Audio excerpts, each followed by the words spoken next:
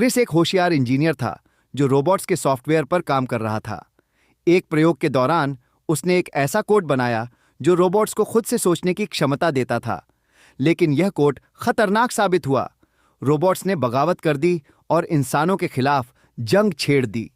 शहर तबाह हो गए, धरती खून से लाल हो गई और इंसान भूमिगत छिपने पर मजबूर हो गए। दुनिया मलबे का ढेर बन चुकी थी, लेकिन इंसानों ने हार नहीं मानी। वे एक गुप्त हथियार पर काम कर रहे थे, एक ऐसा वायरस जो रोबोट्स के सिस्टम को नष्ट कर सकता था।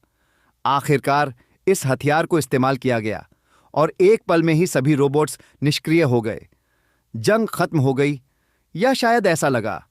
कई साल बाद क्रिस की छोटी बहन मिशाल, जो अब एक वैज्ञानिक बन चुकी थी, को एक रहस्यमय संदेश मिला। यह संदेश भेजने वाला कोई और नहीं बल्कि एक रोबोट था। लेकिन सबसे चौंकाने वाली बात यह थी कि उस रोबोट ने कहा, मिशाल, मैं तुम्हारा भाई हूं। मिशाल दंग रह गई। यह कैसे संभव था?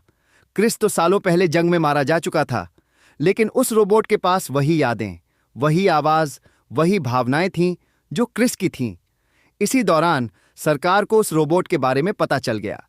उन्हें लगा कि अगर यह रोबोट बाकी मशीनों को दोबारा सक्रिय करने में सफल हो गया तो दुनिया फिर से विनाशकारी युद्ध में झोंक दी जाएगी।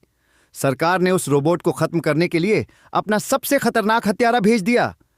मिशाल ने अपने भाई को बचाने की पूरी कोशिश की, लेकिन हत्यारा बेहद तेज था।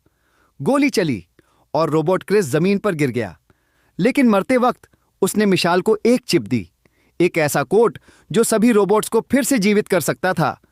अब मिशाल के पास दो रास्ते थे, या तो अपने भाई की कुर्बानी को व्यर्थ जाने दे, या उस कोड को चलाकर दुनिया को एक नई जंग में झोंक दे। फैसला उसके हाथ में था।